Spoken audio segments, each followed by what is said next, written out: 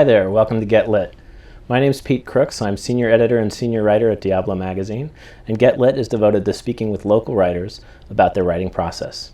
Today our guest is J. Kirk Boyd, who's the director of the 2048 project at Berkeley Law School and a lecturer at Berkeley Law School. Welcome, Mr. Boyd. Thank you, Pete. Glad to be here. So 2048, it sounds like the title of a Stanley Kubrick science fiction movie. What can you tell us about this project? Well, it has a better ending than that, Good. Okay? 2048 is really an extension of the work that was done by Eleanor Roosevelt and others in 1948 on the Universal Declaration of Human Rights. And 2048 is the 100th anniversary of that. And so we're looking at this 100-year turn in which humanity is reaching an agreement to live together that's enforceable in the courts of all countries. Well, let's start in 1948 then. We were 3 years out of World War II. The United Nations had been established just in 1945. And what was the 1948 declaration, and how did it come about? Well, the significance is that in San Francisco, where they drafted the United Nations Charter, they were determined that they would have the four freedoms built into that charter and that agreement that they were setting out to create. And those had been enunciated by Franklin Roosevelt: freedom of speech, freedom of religion, freedom from want, which included healthcare, education, things like this marvelous library, and that those three would lead us to freedom from fear. So those four things were built into the charter. Now, they knew that the charter wouldn't be enough on its own. So President Truman, after Franklin's death, here in San Francisco, at the closing of the United Nations Charter, called for an international Bill of Rights. Okay? And so that's what came about in 1948, was the creation of the makings of an international Bill of Rights, and that was embodied in the Universal Declaration of Human Rights. It took about 3 years to put all that together. Then Title 2048, was the initiative supposed to take 100 years, or is the idea that we're looking at where we'll be 100 years after this established declaration? Well, they understood in 1948 that there were going to be future steps. And when you look at the Universal Declaration in Article 28 of it, there's a specific reference to the fact that there shall be an international social order that provides for the realization of the rights in the document. So they knew that they were creating a declaration, but they also foresaw the time, which we're now at, where there would be future documents to make the rights enforceable. And so this is the natural progression. This would be nothing surprising to Eleanor Roosevelt about our continuation of her work in this 2048 project. Where do you think Eleanor Roosevelt, how do you think she'd feel about where we are right now in 2010? How far along have we come from what the vision was in 1948? Well, I think she'd be joyful if she was here in this library, because this library, it's just a remarkable demonstration of what we can do as a community.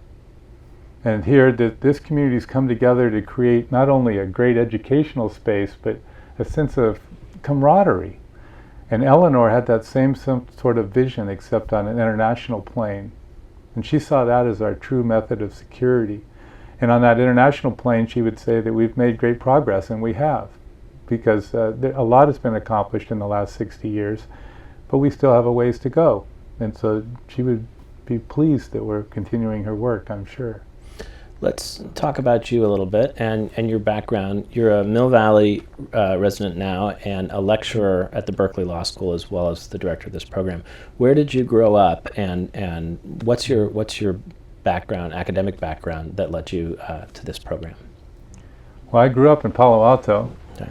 And so in libraries there in Palo Alto, it's always, although I was thinking, we certainly have some nice libraries, but nothing quite as ornate as this. This is quite an accomplishment. But I went on to the UCs. I went to UC Santa Barbara and studied political science, and then on to UC Berkeley for law school. And so the people of the state of California have been very good to me. And I feel very grateful for the opportunities that have been given to me. And that's part of the reason why I do this work.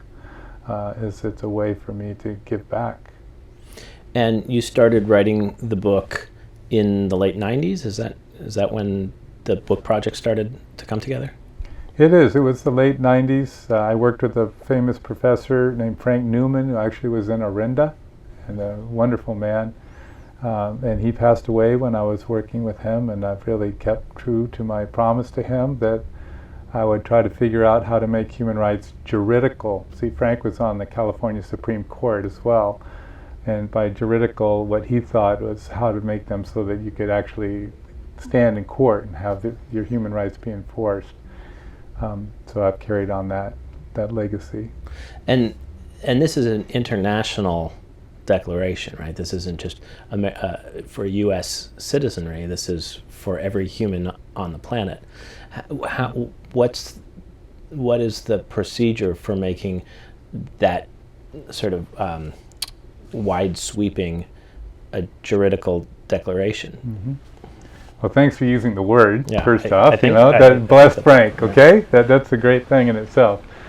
But also, a lot has emerged in the world already as part of the 60-year trend. Mm-hmm. In Europe, they have the European Convention on Human Rights. And there you have a Bill of Rights that applies in 47 countries. And most people in America don't know about that, but it's worked remarkably well. We have a great film on our website, which is just at 2048.berkeley.edu. That's done by students for students. And I really encourage the viewers to look at that. And in that, they show, they took satellite imagery showing Europe, and then they move closer and closer to Europe until you get to this European court that has judges from 47 different countries. Mm-hmm. And so basically what 2048 is about is taking that European model and figuring out how it can work for 192. And you already have other regional courts that are developing in Africa and in Central America and South America. So this is a process that's well underway. What was your experience as you were working on this project around the September 11th, 2001 events? And then we can talk about how the world has changed because of those events. Well, first, I can recall the event as everyone, and I was shocked and horrified by it. At the same time, I really felt that this was an aberrant group, and I still believe that it is. I don't think that they represent Muslims. I don't think they represent Islam, and I think that they're doomed to fail and be left on the scrap heap of history where they belong. And the 2048, not just I'm saying my movement, but the right for an international community to grow and develop and prosper is going to far surpass this narrow-minded, hateful vision that these few people have. Mm-hmm. And so I felt that there was a real danger, and I think that it's played itself out somewhat, that it would be used for political opportunism, and that people would use this act by criminals as a call for war. And these people then represented any government. They were just criminals. They're still criminals. Mm-hmm. And it does a disservice to even say that we're at war with them, because I think that we could actually defeat all that they stand for the way that the Roosevelts envisioned, which was to have greater security through freedom from want and for all people. You know, it's interesting, Roosevelt, when he gave his Four Freedoms speech, because as president he was so self-confident, he got out his pen and he just wrote right on his speech. After all, he was president, right? Mm-hmm. Did what he wanted. And he wrote on there, after each freedom, everywhere in the world. So he said freedom of speech everywhere in the world. Freedom of religion and so on, everywhere in the world. And his advisors saw that and said, wait a minute, Mr. President, not all Americans are going to want freedom from want for everywhere in the world. And he said, well, they better, because you've asked a very thoughtful question.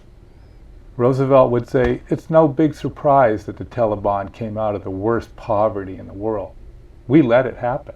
Mm-hmm. If you look at the end of that Tom Hanks movie, Charlie Wilson's War, you know, I won't swear here on television, mm-hmm. but he said, we won the war, but we messed up the end game.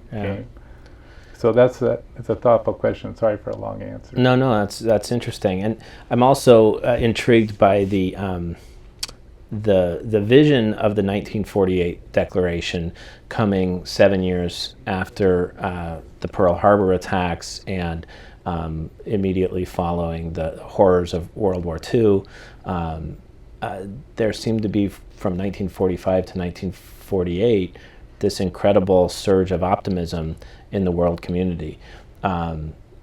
In contrast to September 11th, 2001, immediately following that, I think in the States we felt a camaraderie to band together as a community, and I remember a warmth in the immediate communities that people felt. There was incredible anger and sorrow and horror, but there was this sense of appreciation for our neighbors and everything.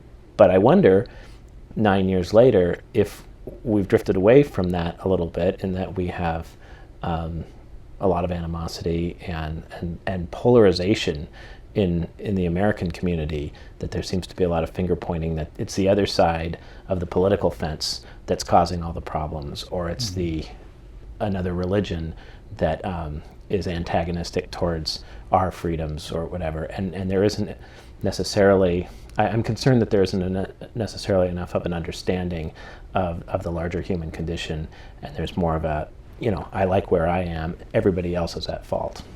Yeah, well, that's another keen observation. And the one thing that I think we should recall together is that right after 9/11, that there was international outpouring of community spirit. In Iran, they were marching in candlelight vigils, for the atrocity that had happened to the Americans. Mm-hmm. Okay, so I think that was really a moment lost, in that we became very unilateral and with our attacks in Iraq and the $1 trillion that we've spent through all of that. And in a way, we've alienated what was an international community that I think was ready to really merge and come to our aid through some of our own actions. I think we missed an opportunity there.